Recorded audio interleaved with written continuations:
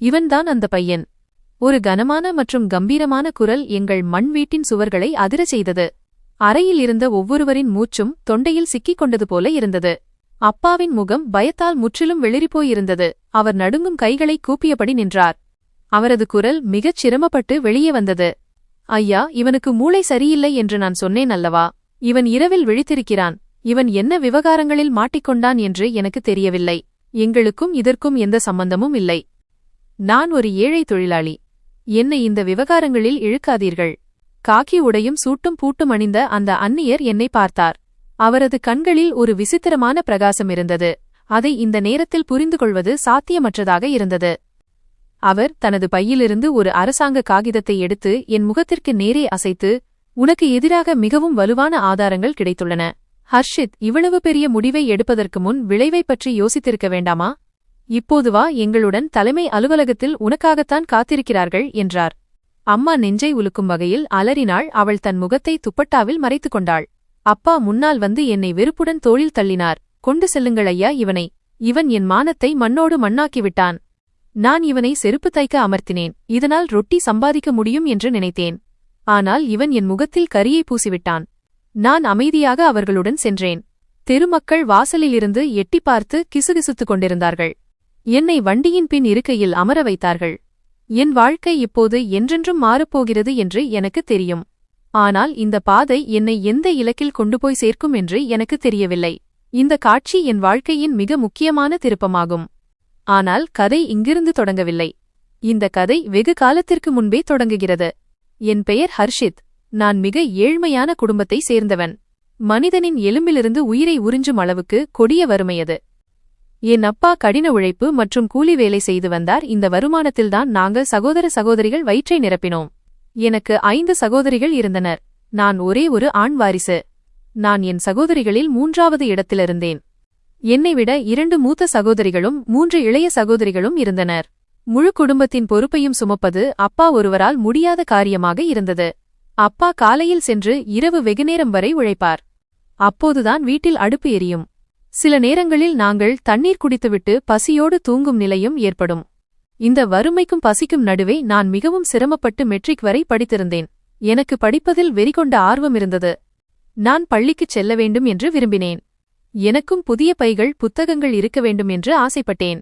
ஆனால் இதெல்லாம் எங்களுக்கு ஆடம்பரமாக இருந்தது. எனது மெட்ரிக் தேர்வு முடிவு வந்த அன்று நான் மகிழ்ச்சியுடன் வீட்டிற்குள் நுழைந்தேன். என் கையில் ரிசல்ட் கார்டு இருந்தது. நான் ஓடிப்போய் அப்பாவிடம், அப்பா பாருங்கள், நான் தேர்ச்சி பெற்றுவிட்டேன். என் மதிப்பெண்களும் நன்றாக உள்ளன. இனி நான் கல்லூரியில் சேருவேன் என்றேன். அப்பா அப்போதுதான் வேலையிலிருந்து திரும்பி வந்து களைப்புடன் அமர்ந்து ஹூக்கா பிடித்துக் கொண்டிருந்தார். என் பேச்சைக் கேட்டு அவர் நெற்றியில் சுருக்கங்கள் விழுந்தன. அவர் ஹூக்கா குழாயை ஒரு ஓரமாக வைத்துவிட்டு என்னை கோபமாக பார்த்தார். கல்லூரியா? எந்த கல்லூரி? அதற்கான கட்டணத்தை உன் அப்பனா கட்டுவான் என்று கேட்டார். அவரது குரலில் இருந்த கசப்பு என் புன்னகையை பறித்தது. நான் பயந்து கொண்டே, அப்பா, நான் அரசு கல்லூரியில் படிப்பேன். செலவும் குறைவாக இருக்கும். புத்தகங்கள் மட்டும்தானே வாங்க வேண்டுமென்றேன். அட நிறுத்து ஹர்ஷித். அப்பா கையை காட்டி என்னை அமைதிப்படுத்தினார். வீட்டு நிலவரம் தெரியவில்லையா? உனக்கு 5 சகோதரிகள் இருக்கிறார்கள். 2 பேர் குமரியாகிவிட்டார்கள். அவர்களுக்கு திருமணம் செய்ய வேண்டும். வரதட்சணை சேர்க்க வேண்டுமா அல்லது உன்னை நவாப் போல படிக்க வைக்க வேண்டுமா? இன்று வரை படித்தது போதும். இனி நீ எனக்கு உதவியாக இருக்க வேண்டும். என் கண்களில் கண்ணீர் தேங்கியது. ஆனால் அப்பா, இது என் கனவு. நான் ஏதாவது சாதிக்க விரும்புகிறேன். நான் பெரிய ஆளாகி எல்லா கஷ்டங்களையும் தீர்ப்பேன். அப்பா சிரிக்கத் தொடங்கினார். பெரிய மனிதனா? நாம் ஏழை மக்கள். நம் கனவுகளும் நம் தகுதிக்கு ஏற்ப இருக்க வேண்டும். நாளை முதல் நீ என்னுடன் வரமாட்டாய். நான் சந்தையில் உள்ள ரவி என்ற செருப்பு தைப்பவரிடம் பேசிவிட்டேன். நாளை முதல் நீ அவர் கடையில் அமர்ந்து செருப்பு தைக்கும் வேலையை கற்றுக்கொள்வாய். இந்த வார்த்தைகள் எனக்கு ஒரு குண்டு வெடிப்பை விட குறைவாக இல்லை. செருப்பு தைப்பவரா? ஆனால் நான் அதிகாரியாக ஆக வேண்டும் என்று கனவு காண்கிறேன். அப்பா, நான் செருப்பு தைக்க மாட்டேன். நான் படிப்பேன். நான் முதல் முறையாக அப்பாவுக்கு முன்னால் மெல்லிய குரலில் பேச துணிந்தேன். அப்பா, அந்த நேரத்தில் என் காலில் இருந்த செருப்பை கழற்றி என்னை அடித்தார். செருப்பு நேராக என் முகத்தில் பட்டது. உன் அப்பனுக்கு முன்னால் நாக்கு வளர்க்கிறாயா? இங்கே தின்ன சோறு இல்லை. இவனுக்கு அதிகாரி ஆக வேண்டுமாம். நாளை காலை அமைதியாக ரவியின் கடைக்கு சென்றுவிடு. இல்லையென்றால் இந்த வீட்டில் உனக்கு இடமில்லை. ஒரு வாய் சோறு கூட கிடைக்காது. அம்மா சமையலறை வாசலில் நின்று அமைதியாக கண்ணீர் விட்டுக் கொண்டிருந்தாள். அவளால் எதுவும் பேச முடியவில்லை, ஏனென்றால் அப்பாவின் கோபத்திற்கு முன்னால் பேசுவது நெருப்பில் குதிப்பதற்கு சமம். நான் அந்த ரிசல்ட் கார்டை நெஞ்சோடு அணைத்துக்கொண்டு மூலையில் சென்று விம்மியழத் தொடங்கினேன். மறுநாள் காலை சூரியன் எனக்கு நம்பிக்கையின் கிரணமாக இல்லாமல் ஏமாற்றத்தின் செய்தியாக உதித்தது. அப்பா என்னை வலுக்கட்டாயமாக தன்னுடன் அழைத்துச் சென்றார். சந்தையின் அசுத்தம் மற்றும் குறுகிய சந்துகள் வழியாகச் சென்று ஒரு சிறிய பழைய கடையின் முன் நின்றோம். அங்கே தோல் மற்றும் பிசின் க்ளூ நாற்றம் பரவியிருந்தது. அழுக்கு ஆடைகள் அணிந்த, கைகளில் மைப்படிந்த ஒரு நடுத்தர வயது மனிதர் அங்கே செருப்பு தைத்துக் கொண்டிருந்தார். ரவி தம்பி, இதுதான் என் பையன் ஹர்ஷித். அப்பா என்னை அவருக்கு அறிமுகப்படுத்தினார். இன்று முதல் இவன் உன் பொறுப்பு. படிப்பின் மோகத்தில் இவன் மூளை கெட்டுவிட்டது. இவனுக்கு தொழில் கற்றுக்கொடு, அப்போதுதான் 2 காசு சம்பாதிக்கும் தகுதி வரும். ரவி ஐயா தலையை நிமிர்த்தி என்னை பார்த்து சிரித்தார். அவரது பற்கள் செம்பு போல மஞ்சள் நிறமாக இருந்தன. வா மகனே, உட்கார். கவலைப்படாதே, உன்னை எப்படிப்பட்ட கலைஞனாக மாற்றுவேன் என்றால் மக்கள் உன் கைத்தையலை பாராட்டுவார்கள். அதிகாரியாகி என்ன செய்யப் போகிறாய்? உண்மையான வருமானம் தொழிலில்தான் இருக்கிறது. நான் நெஞ்சில் கல்லை வைத்துக்கொண்டு அங்கே கிடந்த ஒரு சிறிய பெட்டியை எடுத்தேன். என் முன்னால் பழைய உடைந்த செருப்புகளின் குவியல் இருந்தது. இதுதான் இனி என் விதி. என் பள்ளி நண்பர்கள் கல்லூரிக்குச் சென்று கொண்டிருப்பார்கள். நான் இங்கே மக்களின் காலடி தூசியில் படிந்த செருப்புகளை பழுது பார்ப்பேன். முதல் நாள் எனக்கு நரகம் போல இருந்தது. என் மென்மையான கைகளில் ஊசி குத்தியது. நூல் இழுக்கும்போது விரல்கள் அறுபட்டன. ரவி ஐயா என்னை திட்டி, அட கவனமாக செய், இது ஊசி பேனா இல்லை, அன்பாக எழுதுவதற்கு. பலமாக இழு, பலமாக என்று அறிவுரை கூறுவார். ரவி ஐயாவின் குரல் என் காதுகளில் ஒலித்துக் கொண்டே இருந்தது. மாலையில் நான் வீடு திரும்பும்போது என் விரல்கள் வீங்கியிருக்கும். ஆடைகளிலிருந்து ஒரு விசித்திரமான நாற்றம் வரும். அப்பா என் பாக்கெட்டை தடவி பார்த்து, இன்று எதுவும் கிடைக்கவில்லையா என்று கேட்டார். இல்லையப்பா என்றேன். இன்னும் கற்றுக்கொண்டுதானே இருக்கிறான். வேலை பழகியதும் கூலி கிடைக்கும் என்று அப்பா வெறுப்புடன் முகத்தை சுளித்துக்கொண்டு சொன்னார். சரி, பரவாயில்லை, சீக்கிரம் கற்றுக்கொள்வான், அப்போது காசும் வரும். இனி படிப்பை பற்றி பேசினால் அவ்வளவுதான். நான் உடனடியாக மொட்டை மாடிக்கு சென்றேன். அங்கே இருட்டாக இருந்தது. வானத்தில் நட்சத்திரங்கள் மின்னிக் கொண்டிருந்தன. நான் வானத்தை பார்த்து மனதிற்குள் கடவுளிடம் மெல்லிய குரலில் கேட்டேன், ஏன் கடவுளே, என் விதியில் இந்த செருப்பு தைப்பது மட்டும்தானா எழுதியிருக்கிறது? என் கனவுகள் ஒருபோதும் நிறைவேறாதா? எனக்குள் இருந்த ஹர்ஷித் இன்னும் சாகவில்லை. தெருவில் விளையாடும்போது எல்லோரிடமும் நான் அதிகாரியாவேன் என்று சொல்லிக் கொண்டிருந்த அந்த குழந்தை எனக்குள் கத்திக் கொண்டிருந்தது. நான் அங்கேயே அமர்ந்து முடிவு செய்தேன், நான் தோற்க மாட்டேன். அப்பா என்னை பள்ளிக்குச் செல்ல அனுமதிக்கவில்லை என்றால் பரவாயில்லை, நான் என் பாதையை நானே உருவாக்குவேன். சில நாட்கள் அப்படியே கழிந்தன. நான் தினமும் கடைக்குச் செல்வேன். நாள் முழுவதும் செருப்பு தூசியை சுவாசிப்பேன். திட்டு வாங்குவேன். இரவில் களைத்து தூங்குவேன். ஆனால் என் மூளையில் ஒரு திட்டம் உருவாகிக் கொண்டிருந்தது. ஒருநாள் கடைக்கு ஒரு பள்ளிச் சிறுவன் தன் செருப்பை தைக்க வந்தான். அவன் கையில் ஆங்கில புத்தகம் இருந்தது. நான் மிகவும் ஆசையாக அந்த புத்தகத்தை பார்த்தேன். தம்பி, இந்த புத்தகத்தை சிறிது நேரம் காட்ட முடியுமா என்று பயந்து கொண்டே கேட்டேன். அந்த பையன் முதலில் என் அழுக்கு ஆடைகளை விசித்திரமாக பார்த்தான். பின்னர் புத்தகத்தை என்னிடம் நீட்டினான். நான் புத்தகத்தை திறந்ததும் அந்த வார்த்தைகள் என் கண்முன் ஆடத் தொடங்கின. நான் மீண்டும் என் உலகத்திற்கு திரும்பியது போல உணர்ந்தேன். அப்போது ரவி ஐயாவின் பலத்த குரல் கேட்டது. அடே ஹர்ஷித், வேலையில் கவனம் செலுத்து. இன்னும் உனக்கு புத்தகம் படிக்கும் ஆசை போகவில்லையா? தேவையில்லாமல் வாடிக்கையாளர் நேரத்தை வீணடிக்கிறாய். இதை கேட்டதும் நான் அவசரமாக புத்தகத்தை திருப்பிக் கொடுத்துவிட்டு செருப்பு தைக்க ஆரம்பித்தேன். ஆனால் அன்று நான் என்ன செய்ய வேண்டும் என்று எனக்கு புரிந்துவிட்டது. சூழ்நிலைக்கு முன்னால் மண்டியிடக்கூடாது என்று முடிவு செய்தேன். இந்த செருப்பு கடை என் இலக்கு அல்ல, இது வெறும் ஒரு தங்குமிடம் மட்டுமே. அன்று இரவு மொட்டை மாடியில் நட்சத்திரங்களின் நிழலில் எடுத்த முடிவு எனக்குள் ஒரு புதிய ஆன்மாவை ஊதியது. மறுநாள் நான் வழக்கத்தை விட சற்று முன்னதாகவே கடைக்குச் சென்றுவிட்டேன். கடை இன்னும் மூடியிருந்தது. ரவி ஐயா பூட்டை திறக்க முயன்று கொண்டிருந்தார். நான் முன்னால் சென்று அவர் கையிலிருந்து பூட்டை வாங்கி ஷட்டரை உயர்த்தினேன். ரவி ஐயா ஆச்சரியத்துடன் என்னை பார்த்து, அடேங்கப்பா ஹர்ஷித், இன்று மிகவும் சுறுசுறுப்பாக இருக்கிறாய் போல் இருக்கிறதே. நேற்றெல்லாம் யாரோ கட்டாயப்படுத்தி உட்கார வைத்தது போல் முகம் தொங்கியிருந்தது. இன்று காலை கடையிலேயே ஆஜராகிவிட்டாய். எல்லாம் நலம்தானே என்று கேட்டார். நான் சுத்தம் செய்து கொண்டே துடைப்பத்தை கையில் பிடித்து தைரியத்தை வரவழைத்துக் கொண்டு சொன்னேன். ஐயா, நான் உங்களிடம் ஒரு முக்கியமான விஷயம் பேச வேண்டும். அவர் தனது இருக்கையில் அமர்ந்து கருவிகளை ஒழுங்குபடுத்திக் கொண்டிருந்தார். சொல்லு, என்ன விஷயம்? விடுப்பு ஏதும் வேண்டுமா? இப்பதானே வேலைக்கு வந்தாய் என்றார். நான் அவர் அருகில் சென்று மெல்லிய குரலில், இல்லை, விடுப்பு வேண்டாம். விஷயம் என்னவென்றால், கடையின் நேரத்திற்குப் பிறகு நான் 1 அல்லது 2 மணி நேரம் கூடுதலாக வேலை செய்தால், அல்லது மதிய உணவு நேரத்திலும் வேலை செய்தால், அந்த வேலைக்கு நீங்கள் எனக்கு தனியாக கொஞ்சம் பணம் தருவீர்களா என்று கேட்டேன். ரவி ஐயாவின் கை நின்றது. அவர் கூர்மையான பார்வையால் என்னை உற்று பார்த்தார். ஏன்? உன் அப்பா தினமும் மாலையில் வந்து உன் கூலியில் ஒவ்வொரு ரூபாயையும் வசூலித்து விடுகிறாரே, உனக்கு எதற்கு தனியாக பணம்? ஏதாவது தவறான வழியில் சென்றுவிட்டாயா? அல்லது குடிப்பது போதைப் பழக்கம் ஏதேனும் உள்ளதா? இதைக் கேட்டு என் இதயம் வேகமாக துடித்தது. நான் அவரிடம் உண்மையை சொல்ல முடியாது. ஏனென்றால் நான் படிப்பதற்காக பணம் சேர்க்கிறேன் என்று தெரிந்தால் அவர் அப்பாவிடம் சொல்லிவிடுவார். நான் அவசரமாக தலையை அசைத்து மறுத்தேன். இல்லை இல்லை, நிச்சயமாக இல்லை. நான் கொஞ்சம் பணம் சேர்க்க விரும்புகிறேன். அதனால் எப்போதாவது என் விருப்பப்படி சாப்பிடலாம், அல்லது வீட்டில் ஏதேனும் தேவை என்றால் பூர்த்தி செய்யலாம்.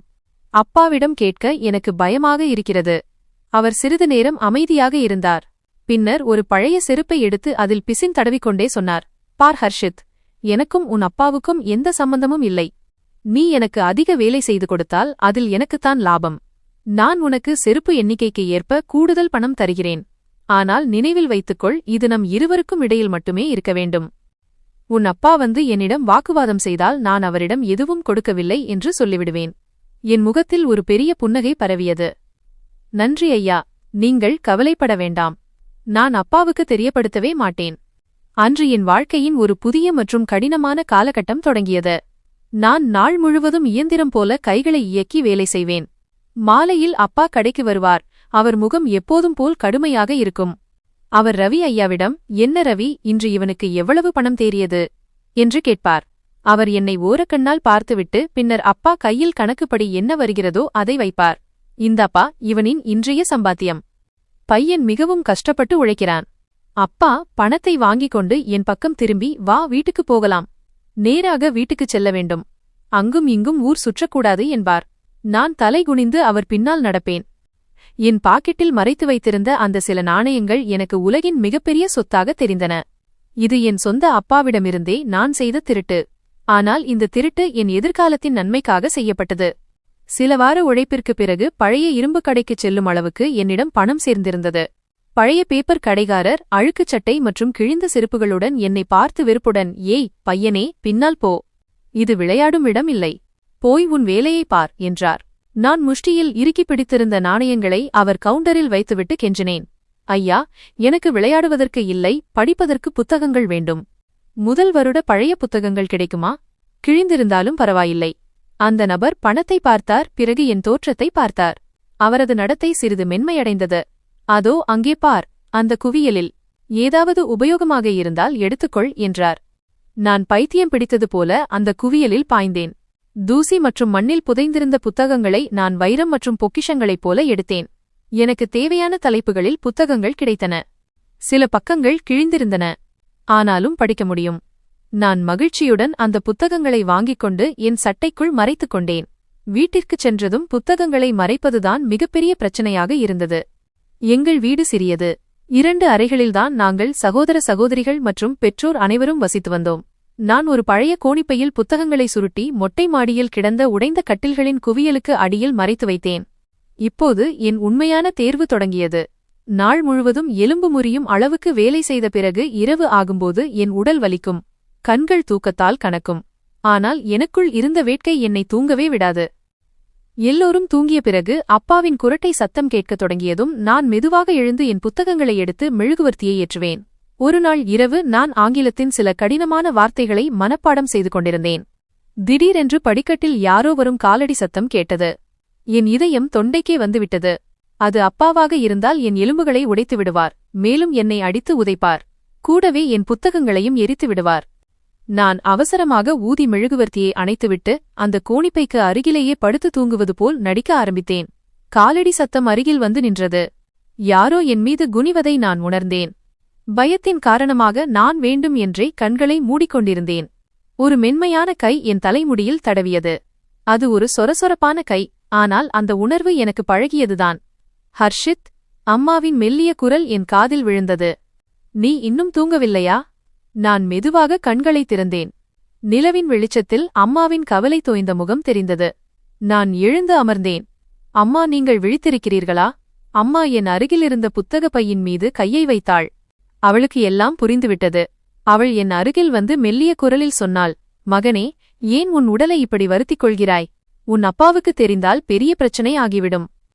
ஏற்கனவே நாள் முழுவதும் நீ மிகவும் களைத்து விடுகிறாய்.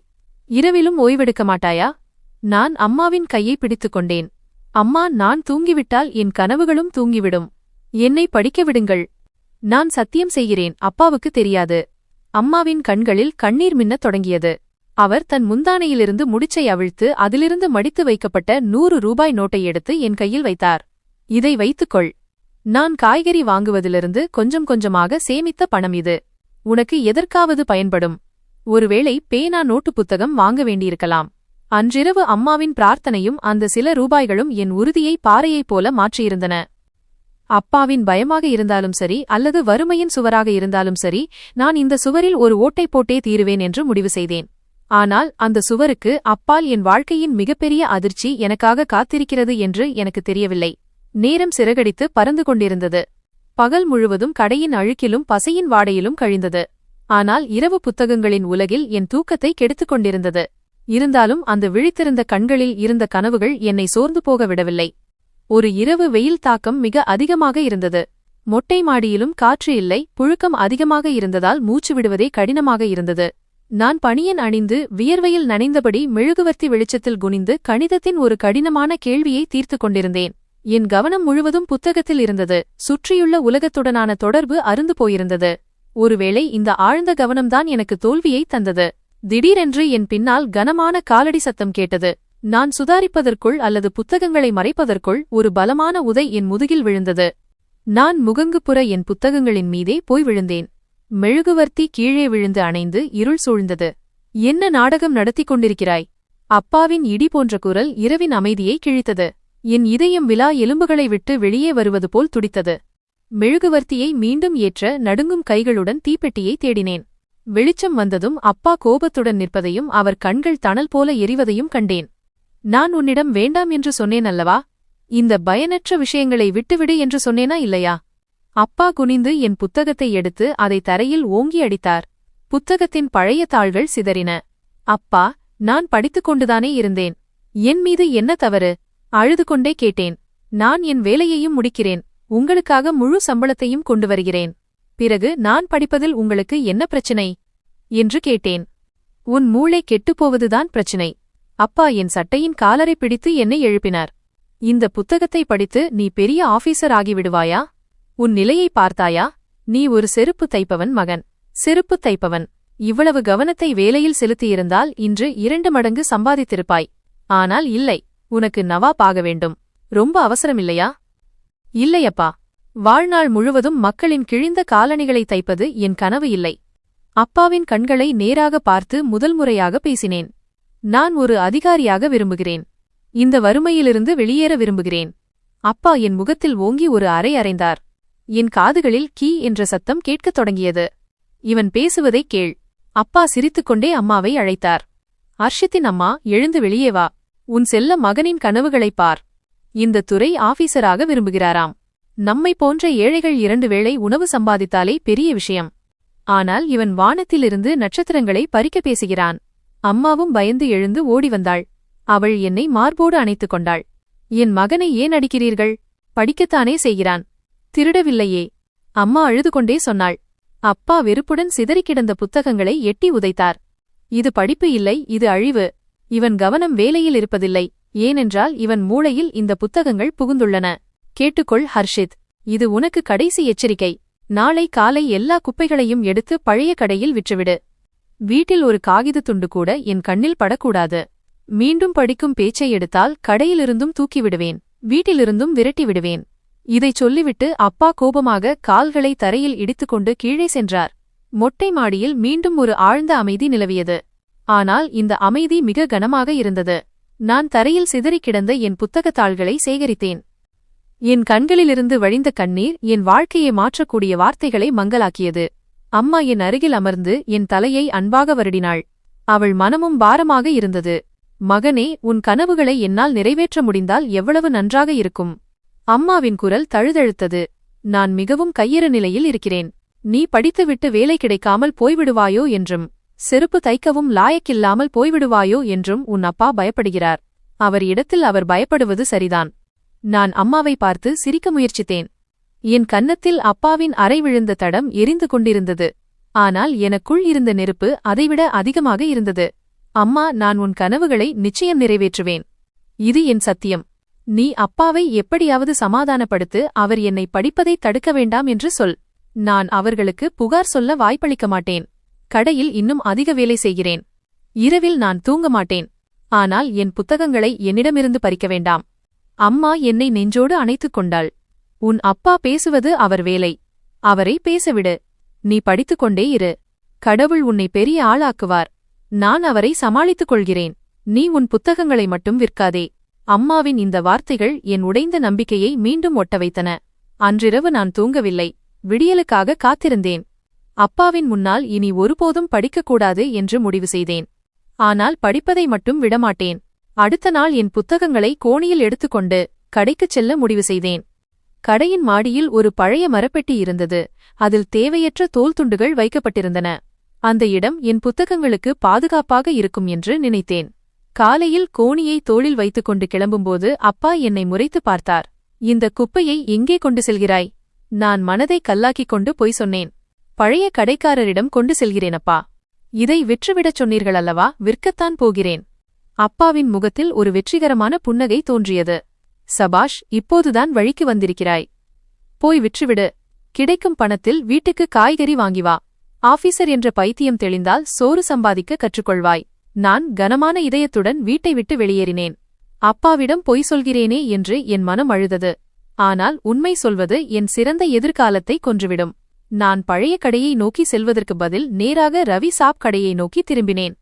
வழியில் மக்கள் என்னை விசித்திரமாக பார்த்தார்கள். ஒருவேளை இரவு நடந்த அமளியும் அப்பாவின் கத்தலும் தெருமக்களுக்கும் கேட்டிருக்கும். தெருமுனையில் நின்று கொண்டிருந்த என் பால்ய நண்பர்கள் சிலர் என்னை பார்த்து சிரிக்க ஆரம்பித்தார்கள். அதோபார், ஆபீசர் போகிறார். ஒருவன் குரல் கொடுத்தான். இரவு ஆபீசர் சாருக்கு நல்ல அடி விழுந்ததாமே. ஏன் கமிஷனர் ஆகிவிட்டாயா? நான் தலையை குனிந்து கொண்டு அமைதியாக என் வழியில் சென்றேன். கடையை அடைந்ததும் நான் அவசரமாக புத்தகங்களை மரப்பெட்டியில் மறைத்து மேலே பழைய தோல் துண்டுகளை போட்டேன். இப்போது என் வாழ்க்கையின் புதிய அட்டவணை தொடங்கியது. பகலில் வேலை, மதிய நேரத்தில் மறைந்து படிப்பது, இரவில் அதையே மனதில் அசை போடுவது. இது கடினமாக இருந்தது, மிக கடினம். ஆனால் சாத்தியமற்றது அல்ல. நான் கடையை திறந்த சிறிது நேரத்திலேயே ஒரு அரசு வாகனம் கடைக்கு முன்னால் வந்து நின்றது. அதிலிருந்து கோட் சூட் அணிந்த ஒரு மனிதர் இறங்கினார். அவரது தோற்றத்தில் ஒரு விசித்திரமான மிடுக்கு இருந்தது. ரவி சாப் அவசரமாக எழுந்து நின்றார். சொல்லுங்கள் ஐயா, என்ன உத்தரவு? அவர் கைகூப்பினார். அந்த அதிகாரி என்னை பார்த்தார். நான் ஒரு மூலையில் உட்கார்ந்து செருப்பை துடைத்துக் கொண்டிருந்தேன். இந்தச் சிறுவன் யார் என்ற கேள்வி அவர் பார்வையில் இருந்தது. அதிகாரி என்னை நோக்கி சைகை காட்டினார். இவன் ஹர்ஷித் ஐயா. இவனுக்கு வேலை கற்றுக் கொடுக்கிறேன். ரவி சாப் பதிலளித்தார். அதிகாரி என் அருகில் வந்து குனிந்து என் கண்களை பார்த்தார். தம்பி, மெட்ரிக் தேர்வில் போர்டு முழுவதிலும் முதல் இடம் பிடித்தவன் நீதானே? பள்ளியில் தலைமை ஆசிரியர் சொன்னார்கள்.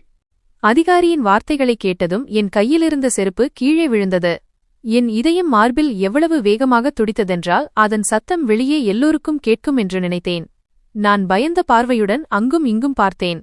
நல்ல வேளையாக அந்த நேரத்தில் கடையில் வாடிக்கையாளர்கள் யாரும் இல்லை. தெருவின் இரைச்சலால் வேறு யாரும் அந்த பேச்சை கேட்டிருக்க வாய்ப்பில்லை.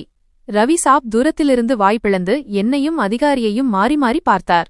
நான் அவசரமாக என் இடத்திலிருந்து எழுந்து அந்த அதிகாரியின் அருகில் சென்று கைகூப்பினேன். ஐயா, கடவுள் புண்ணியத்தில் மெதுவாக பேசுங்கள். என் அப்பாவோ அல்லது தெருவில் இருப்பவர்களோ கேட்டால் மிகவும் மோசமாகிவிடும். நான் உங்கள் காலில் விழுகிறேன். நான் ரேங்க் வாங்கியதையோ படிக்கிறேன் என்பதையோ யாரிடமும் சொல்லாதீர்கள். என் இந்த எதிர்வினையை பார்த்து அதிகாரி திகைத்துப் போனார். நான் மகிழ்ச்சியில் துள்ளி குதிப்பேன் என்றோ பரிசு கேட்பேன் என்றோ அவர் எதிர்பார்த்திருக்கலாம்.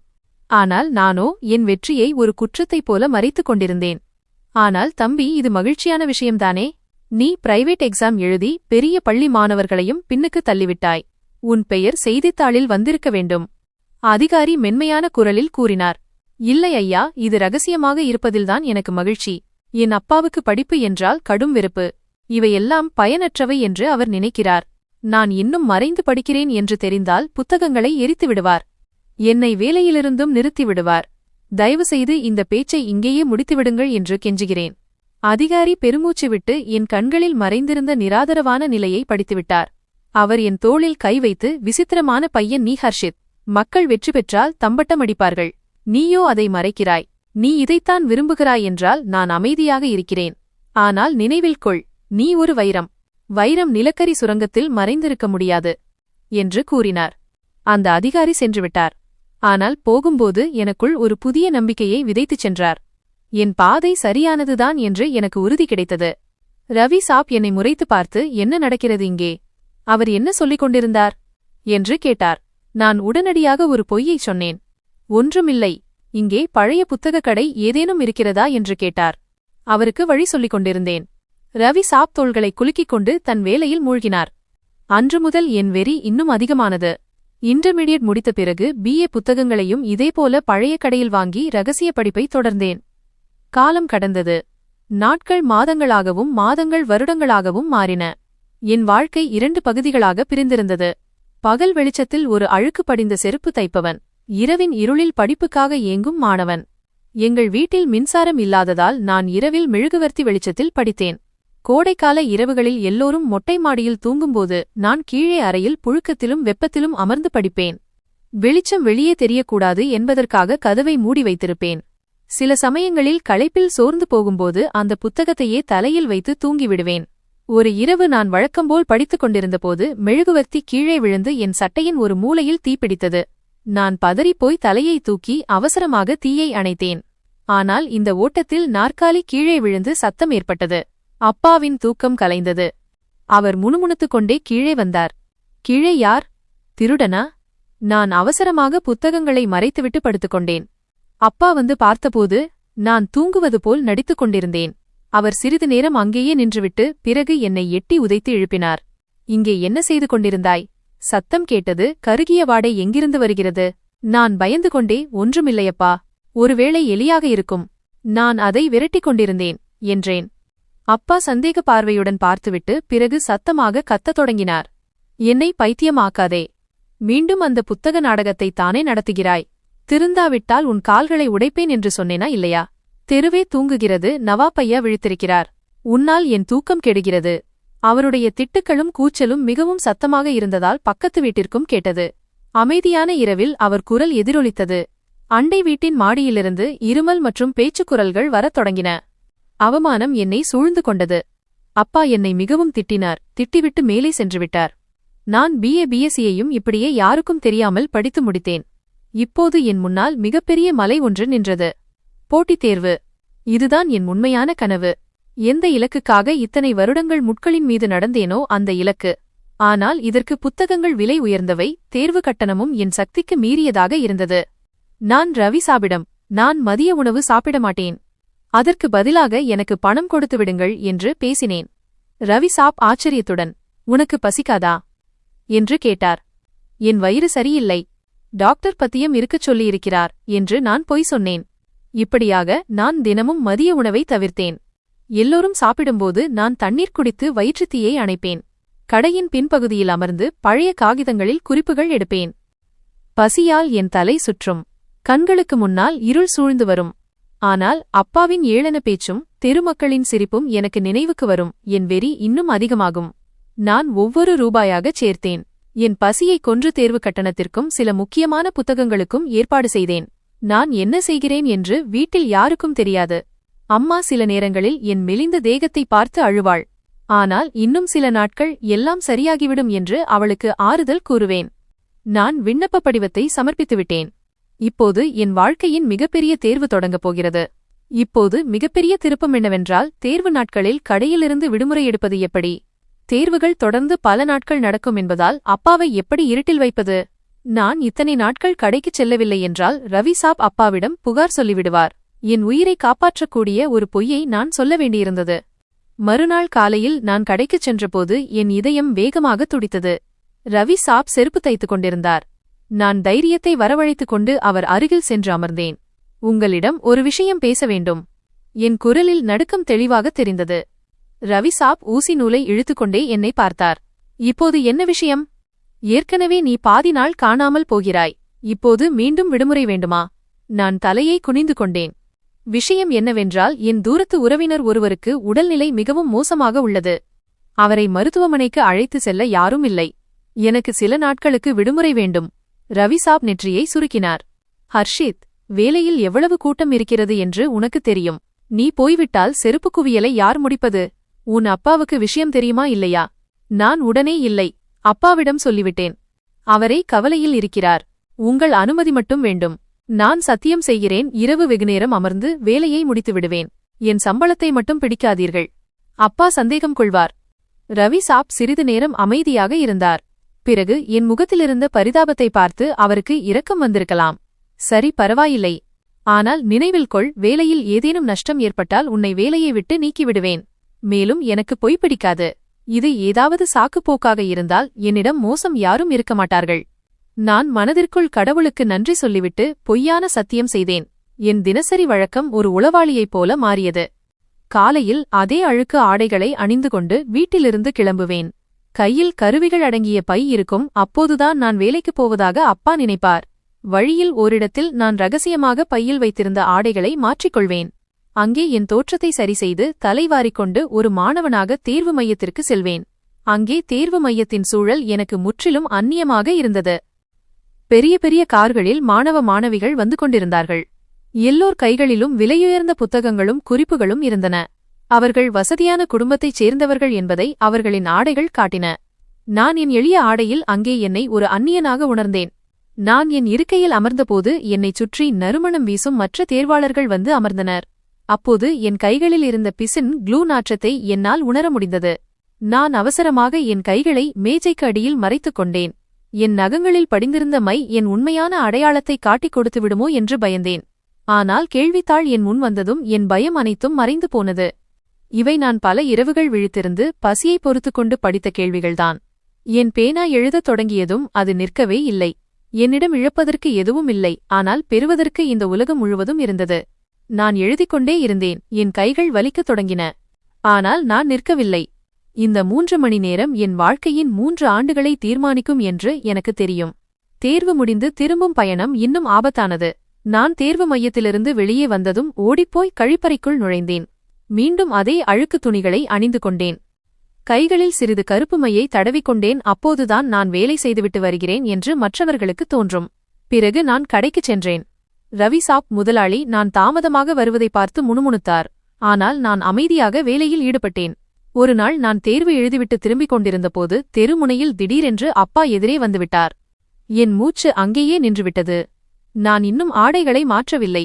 என் கையில் புத்தகப்பை இருந்தது. அப்பா என்னை இந்த நல்ல உடையில் பார்த்துவிட்டால் என்னை மிகவும் திட்டுவார். நான் மின்னல் வேகத்தில் ஒரு சுவரின் பக்கத்தில் ஒளிந்து கொண்டேன். அப்பா தன் வேலையில் மூழ்கியபடி நடந்து சென்றார். அவர் என்னை கடந்து சென்றபோதுதான் எனக்கு நிம்மதி வந்தது. நல்லவேளை அவர் என்னை பார்க்கவில்லை. நான் சுவரோடு சாய்ந்து நின்று நடுங்கிக் கொண்டிருந்தேன். இந்த திருடன் போலீஸ் விளையாட்டு என்னை மிகவும் தொந்தரவு செய்தது. தேர்வு நாட்கள் முடிந்தன. கடைசி தேர்வை எழுதிவிட்டு நான் மண்டபத்தை விட்டு வெளியேறியபோது எனக்கு ஒரு விசித்திரமான அமைதியின்மை ஏற்பட்டது. முடிவு என்னவாக இருக்கும் என்று எனக்கு தெரியவில்லை. ஆனால் நான் என் முழு முயற்சியையும் கொடுத்துவிட்டேன் என்பதில் எனக்கு நிம்மதியிருந்தது. நான் என் விதியை இறைவனிடமும் அந்த விடைத்தாள்களிடமும் ஒப்படைத்துவிட்டேன். இப்போது மீண்டும் அதே பழைய வாழ்க்கை தொடங்கியது. காலை முதல் மாலை வரை காலணிகளை தைப்பது, மக்களிடம் திட்டு வாங்குவது மற்றும் இரவில் அப்பாவின் வசவுகளை கேட்பது. ஆனால் இப்போது எனக்குள் ஒரு நம்பிக்கை கீற்று எரிந்து கொண்டிருந்தது. எனக்கு தேர்வு முடிவுக்காக காத்திருப்பது மட்டுமே வேலையாக இருந்தது. இதற்கிடையில் வீட்டு நிலைமை கொஞ்சம் மோசமானது. விலைவாசி உயர்ந்து கொண்டிருந்தது. அப்பாவின் உடல்நிலையும் சரியில்லாமல் இருந்தது. அவர் அடிக்கடி வேலையிலிருந்து சீக்கிரம் வீட்டிற்கு வந்துவிடுவார். மூச்சு திணறிக் கொண்டிருப்பார். ஒருநாள் நான் கடையிலிருந்து வீடு திரும்பியபோது அப்பா கட்டிலில் படுத்திருந்தார். அவர் என்னை அருகில் அழைத்து, ஹர்ஷித், இங்கே உட்கார் என்றார். அப்பாவின் குரல் பலவீனமாக இருந்தது. நான் பயந்து கொண்டே அவர் காலடியில் அமர்ந்தேன். மகனே, இப்போது எனக்கு வயதாகிவிட்டது. என்னால் இனி இவ்வளவு கடினமாக உழைக்க முடியாது. உன் தங்கையின் திருமணக் கவலையும் என்னை அரித்துக் கொண்டிருக்கிறது என்றார் அப்பா. அவர் என்னை நம்பிக்கையுடன் பார்த்தார். இனி நீதான் இந்த வீட்டின் சுமைகளை சுமக்க வேண்டும். நீ வேலையில் கவனம் செலுத்து. ரவி சாப் நீ வேலை செய்யாமல் ஏமாற்றுவதாகவும் பல நாட்கள் காணாமல் போய்விடுவதாகவும் கூறினார். நீ இப்படியே செய்தால் நாம் பட்டினியால் சாக வேண்டியதுதான் என்றார். என் நெஞ்சில் கத்தியால் குத்தியது போல் இருந்தது. அப்பாவின் இயலாமைக்கும் என் யதார்த்தத்திற்கும் இடையே ஒரு போர் நடந்து கொண்டிருந்தது. நான் அப்பாவின் கையை பிடித்துக்கொண்டு, அப்பா, நீங்கள் கவலைப்பட வேண்டாம். நான் எல்லாவற்றையும் பார்த்துக்கொள்கிறேன். நான் உங்களை ஏமாற்ற மாட்டேன் என்றேன். அப்பா என் கையை உதறி தள்ளினார். பேச்சால் வயிறு நிரம்பாது ஹர்ஷித், செய்து காட்டு. அந்த புத்தகங்களின் மோகத்தில் நீ உன் வாழ்க்கையை வீணடித்து விடுவாயோ என்று எனக்கு பயமாக இருக்கிறது. நினைவில் கொள், நீ என்னை ஏமாற்றினால் நான் உன்னை ஒருபோதும் மன்னிக்க மாட்டேன்.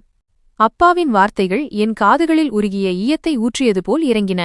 நான் அவரை ஏமாற்றினேன் என்பது உண்மைதான். நான் அவரிடம் பொய் சொன்னேன். ஆனால் இதையெல்லாம் நான் அவர்களின் நன்மைக்காகத்தானே செய்கிறேன். ஆனால் நான் தோல்வியடைந்தால் என்ன செய்வது? இந்த எண்ணம் என்னை உள்ளுக்குள் அரித்தது. நான் தோல்வியடைந்தால் நான் உண்மையில் அப்பாவின் குற்றவாளியாகிவிடுவேன். தேர்வு முடிவுகள் வர இன்னும் சிறிது காலம் இருந்தது. ஆனால் காத்திருக்கும் நேரம் தேர்வை விட கடினமாக இருந்தது. கடந்து செல்லும் ஒவ்வொரு நாளும் எனக்கு கடினமாக இருந்தது.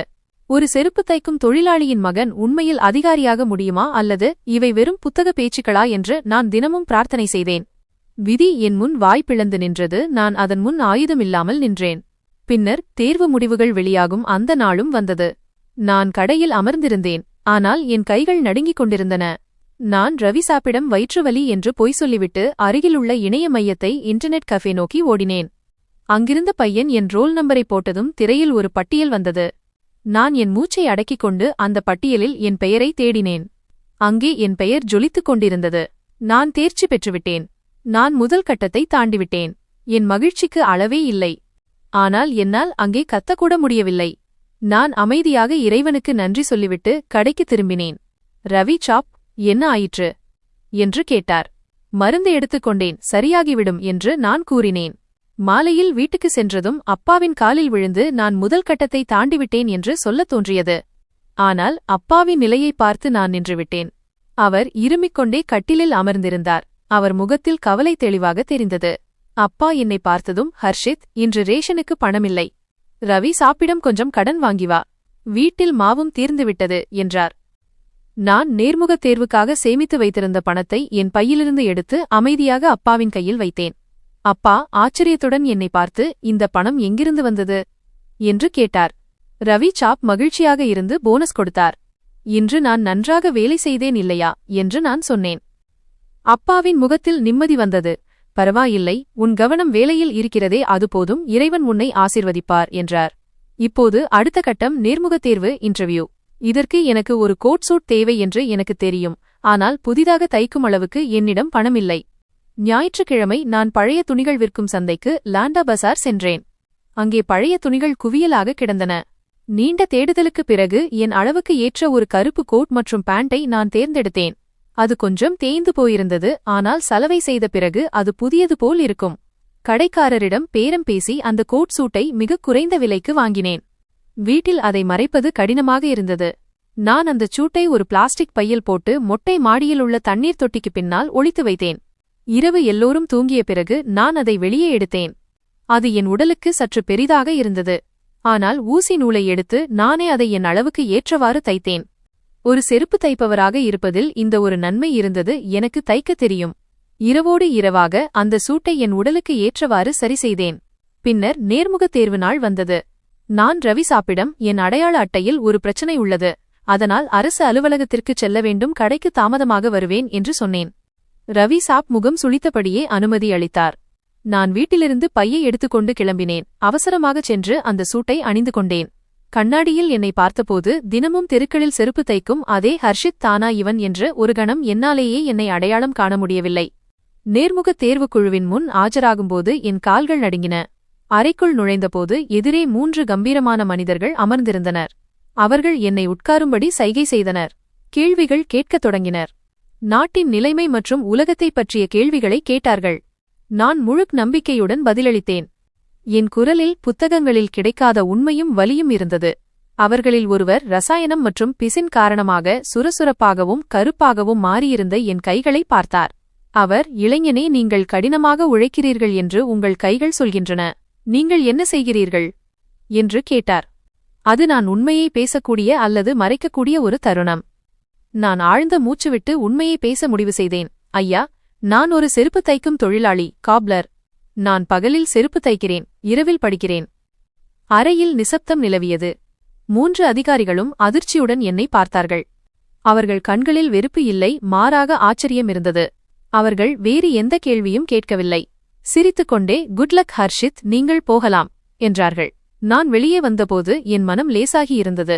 நான் அவசரமாகச் சென்று ஆடைகளை மாற்றிக்கொண்டு கடையை அடைந்தேன். ரவி சாப் மிகுந்த கோபத்தில் இருந்தார். எந்த அரசு அலுவலகத்தில் நாள் முழுவதும் வேலை இருந்தது? பார் எவ்வளவு வேலை கிடைக்கிறது என்று. நாளை முதல் நீ விடுப்பு எடுத்தால் நான் உன்னை வேலையை விட்டே அனுப்பிவிடுவேன். நான் அமைதியாக தலைகுனிந்து என் இடத்தில் அமர்ந்தேன். என் முன் ஒரு கிழிந்த செருப்பு கிடந்தது. நான் ஊசியை எடுத்து தைக்கத் தொடங்கினேன். சில மணி நேரங்களுக்கு முன்பு நான் உதவி ஆணையர், அசிஸ்டன்ட் கமிஷனர் நேர்முகத் தேர்வுக்காக ஒரு அதிகாரியாக இருந்தேன். இப்போது மீண்டும் அதே சாதாரண செருப்பு தைக்கும் தொழிலாளி. இந்த இரட்டை வாழ்க்கை என்னை உள்ளுக்குள் உடைத்துக் கொண்டிருந்தது. ஆனால் நான் நம்பிக்கையை கைவிடவில்லை. வீடு திரும்பியதும் அப்பா ஒரு நற்செய்தியை சொன்னார். ஹர்ஷித், உன் அக்காவுக்கு வரன் வந்திருக்கிறது. பையன் வீட்டார் மிகவும் நல்லவர்கள். ஆனால் அவர்கள் விரைவில் திருமணம் செய்ய விரும்புகிறார்கள். நாம் பணத்திற்கு ஏற்பாடு செய்ய வேண்டும். நீ இரவும் பகலும் உழைக்க வேண்டும் மகனே. நான் அப்பாவை பார்த்தேன். அவர் கண்களில் மகளை கரையேற்றும் கவலை இருந்தது. நான் அவர் தோளில் கையை வைத்து, அப்பா, கவலைப்படாதீர்கள். இறைவன் ஏதாவது வழி காட்டுவார் என்றேன். அப்பா கசப்புடன் சிரித்தார். வழி வானத்திலிருந்து விழாது ஹர்ஷித். கை கால்களை அசைக்க வேண்டும். எல்லாவற்றையும் நாமே செய்ய வேண்டும். நீ மனதார வேலை செய். பணம் இல்லாததால் என் மகள் வீட்டில் சும்மா உட்கார்ந்திருப்பதை நான் விரும்பவில்லை. நான் மனதிற்குள் நினைத்தேன், அப்பா, இன்னும் சில நாட்கள் மட்டும் பொறுங்கள். இறைவன் நினைத்தால் உலகம் பார்க்கும் அளவுக்கு ஒரு வழி பிறக்கும். ஆனால் நான் தோல்வியுற்றால் ஒருவேளை நான் என் பார்வையிலேயே விழுந்துவிடுவேன். முடிவுகள் வர இன்னும் சில நாட்களே இருந்தன. ஆனால் கடைசி காத்திருப்பு மரணத்தை விட கொடூரமாக இருந்தது.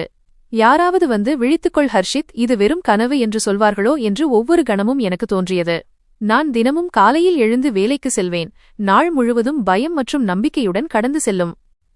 என் விதியில் செருப்பு தைப்பது மட்டும்தான் எழுதப்பட்டுள்ளதா அல்லது பேனாவின் வலிமை என் விதியை மாற்றுமா என்று யோசிப்பேன். தீர்ப்பின் நேரம் நெருங்கிவிட்டது. பல இரவுகளாக என்னை தூங்கவிடாமல் செய்த அந்த நாள் இன்று வந்துவிட்டது.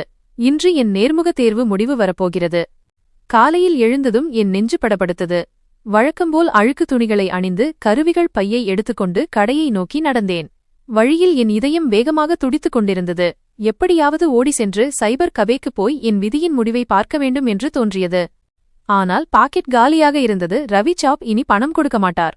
கடையை அடைந்ததும் தைரியத்தை வரவழைத்துக் கொண்டு ரவி சாப்பிடம் சென்றேன். நான் இன்று 1 மணி நேரம் சீக்கிரம் செல்லலாமா? எனக்கு மிக முக்கியமான வேலை இருக்கிறது என்று கேட்டேன். அவர் என்னை பார்த்து கடுமையாக பதிலளித்தார். இன்று கண்டிப்பாக முடியாது ஹர்ஷித். எவ்வளவு வேலை கிடைக்கிறது என்று தெரியவில்லையா? அந்த பெரிய இடத்து ஆர்டரை இன்று மாலைக்குள் எப்படியாவது கொடுக்க வேண்டும். இன்று நீ விடுப்பை பற்றி பேசினால் நாளை முதல் வர தேவையில்லை. அமைதியாக உட்கார்ந்து வேலையை முடி. நான் அமைதியாக தலை குனிந்தேன். என்னிடம் வேறு வழியில்லை. நான் செருப்பை எடுத்து என் வேலையில் மும்முரமானேன். என் உடல் கடையில் இருந்தது. ஆனால் என் ஆத்மா வேறு எங்கோ இருந்தது. கடந்து செல்லும் ஒவ்வொரு கணமும் சம்மட்டியால் அடிப்பது போல் இருந்தது. நான் தேர்ச்சி பெற்றிருப்பேனா இல்லையா அல்லது என் உழைப்பு அனைத்தும் வீணாகிவிட்டதா என்று என் கைகள் நடுங்கின. நான் வாழ்நாள் முழுவதும் இந்த செருப்புகளை தைத்துக்கொண்டே இருப்பேனா? இந்த கேள்வி என்னை உள்ளுக்குள் அரித்துக் கொண்டிருந்தது. மதியம் பசி எடுத்தபோது தண்ணீர் குடித்து பசியை அடக்கிக் கொண்டேன். மாலையானதும் என் பொறுமை இழந்தது. சூரியன் மறையப் போகிறது. இருள் பரவப் போகிறது. நான் ரவி சாப், வேலை முடிந்தது. காலணிகள் தயாராக உள்ளன. நான் இப்போது செல்லலாமா என்று கேட்டேன். அவர் காலணிகளை பார்த்துவிட்டு, சரிபோ, ஆனால் நாளை காலையில் சீக்கிரம் வந்துவிட. நீ மிகவும் சோம்பேறித்தனமாக இருக்கிறாய் என்று தலையசைத்தார். நான் கடையை விட்டு வெளியேறியபோது என் கால்கள் மிகவும் கனமாக இருந்தன. மனதில் ஒரு இனம் புரியாத பயம் இருந்தது. நான் வேக வேகமாக நடந்து என் தெருவை பார்த்தேன். எங்கள் உடைந்த வீட்டின் வாசலில் பெரும் கூட்டம் கூடியிருந்தது. கடைக்காரர்களும் சில அந்நிய முகங்களும் அங்கு கூடியிருந்தனர். நீல விளக்குகள் ஒளிரும் 2 பெரிய அரசு வாகனங்களும் அங்கு நின்றிருந்தன. என் நெஞ்சு திக் என்றது. கடவுளே, என்ன ஆயிற்று? அப்பாவுக்கு ஏதேனும் ஆகிவிட்டதா? அல்லது என் பொய் பிடிபட்டு விட்டதா? போலீஸ் என்னை கைது செய்யப் போகிறார்கள் என்று நான் முதல் முறை பயந்த அந்த காட்சி நினைவுக்கு வந்தது. நான் எட்டுகளை வேகப்படுத்தினேன். கூட்டத்தில் இருந்த யாரோ என்னை பார்த்துவிட்டு, ஹர்ஷித் வந்துவிட்டான், வழிவிடுங்கள், தம்பி வந்துவிட்டார் என்று சத்தமாக கத்தினார்கள். தம்பியா? நான் திகைத்துப் போனேன். அனைவரின் பார்வையும் என் பக்கம் திரும்பியது. அவர்கள் முகத்தில் தினமும் இருக்கும் அந்த ஏளனமில்லை, மாறாக ஒரு விசித்திரமான பிரகாசம் இருந்தது. நான் மக்களை விலக்கிக் கொண்டு முன்னேறினேன். எப்போதும் என்னை கேலி செய்யும் என் பக்கத்து வீட்டுப் பையன் மரியாதையுடன் ஒதுங்கி வழிவிட்டான். உள்ளே போ, உன் அப்பா உனக்காக காத்திருக்கிறார் என்றான் அவன். நான் நடுங்கிக் கொண்டே அறைக்குள் சென்றேன். எதிரே அப்பா நின்று கொண்டிருந்தார். அவருக்கு அருகில் என் நேர்முகத் தேர்வை நடத்திய அதே அரசு அதிகாரி நின்று கொண்டிருந்தார். அப்பாவின் கையில் ஒரு இனிப்பு பெட்டி இருந்தது. அவர் கண்களில் கண்ணீர் வழிந்தது. அப்பா கோபத்தில் இருக்கிறாரோ என்று நான் பயந்தேன். ஆனால் அப்போது அந்த அதிகாரி சிரித்துக்கொண்டே உரத்த குரலில், வாருங்கள் ஹர்ஷித் சார், நாங்கள் உங்களுக்காகத்தான் காத்திருந்தோம். உங்களை கைது செய்ய வரவில்லை, நீங்கள் முதல் இடத்தை பிடித்துள்ளீர்கள் என்பதை தெரிவிக்க வந்துள்ளோம். வாழ்த்துக்கள் அசிஸ்டன்ட் கமிஷனர் சார் என்றார். அப்பா நடுங்கும் கால்களுடன் முன்னேறி வந்து என்னை கட்டிப்பிடித்துக் கொண்டார். அவர் நெஞ்சிலிருந்து வந்த அழுகுரல் என் இதயத்தை தொட்டது. என் சிங்கம் போன்ற மகனே, நீ என் தலையை தலை நிமிரச் செய்துவிட்டாய். இனி இது ஒருபோதும் தாழாது. அப்பாவின் குரல் தழுதழுத்தது. என்னை மன்னித்துவிடு ஹர்ஷித், நான் முட்டாளாக இருந்தேன். நீ என் நேரத்தையும் பணத்தையும் வீணடிக்கிறாய் என்று நினைத்தேன். நான் உன்னை தேவையில்லாமல் தடுத்தேன். ஆனால் நீ வானத்தை தொடுவதற்காக பிறந்தவன்.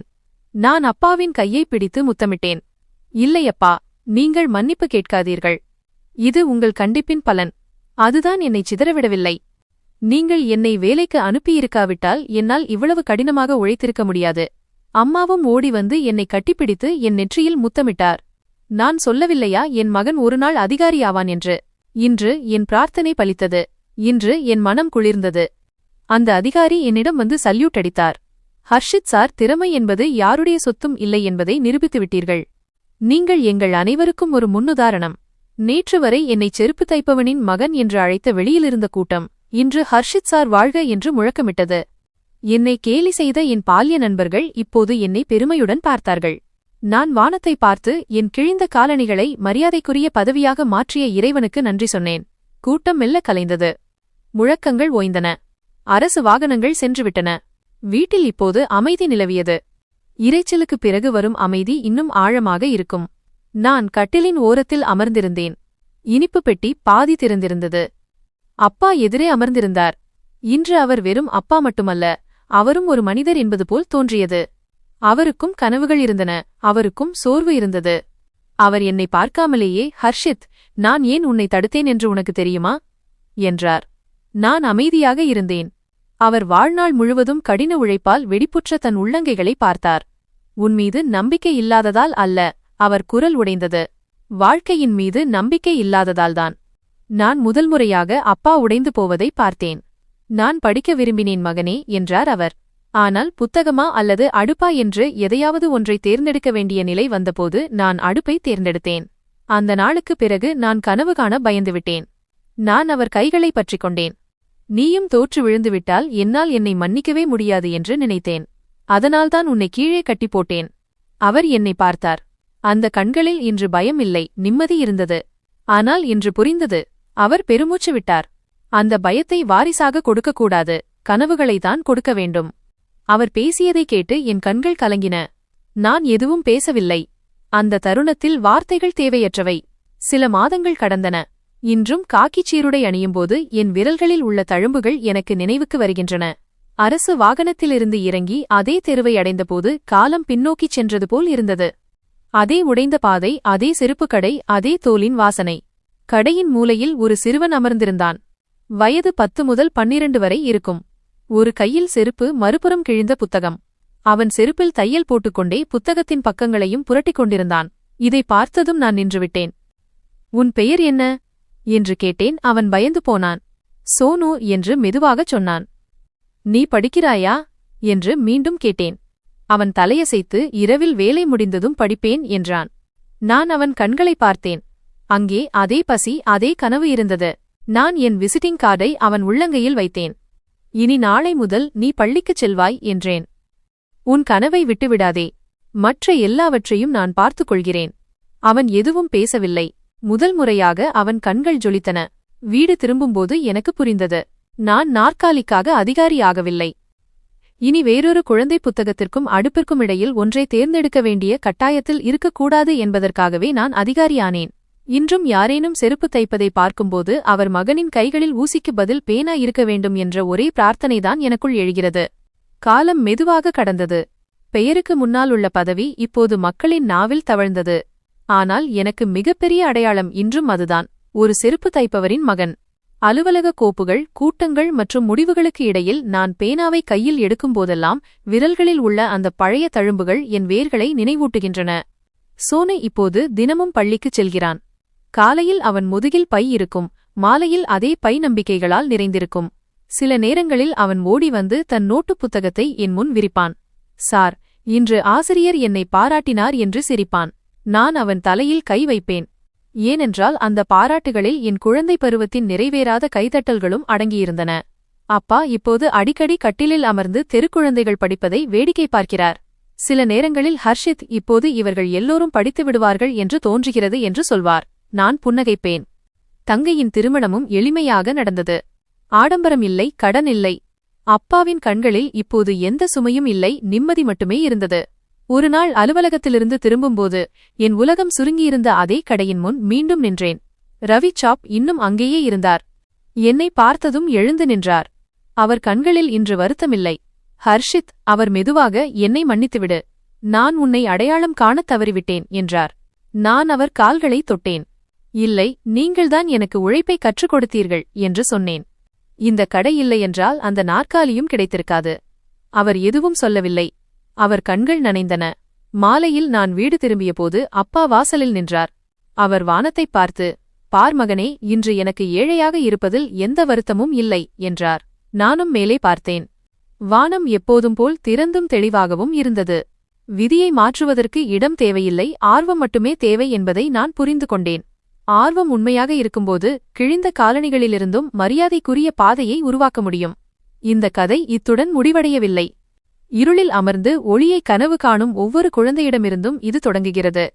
ஒரு செருப்பு தைப்பவரின் மகன் அதிகாரியாக முடியுமா என்று யாராவது கேட்டால் அதற்கு ஒரே பதில், ஆம். அவன் தோல்வியை ஒப்புக்கொள்ள மறுத்தால் கண்டிப்பாக முடியும். மனதில் ஆர்வம் இருந்தால் மனிதன் நினைத்ததை செய்து முடிப்பான் என்பது இப்போது தெரிகிறது.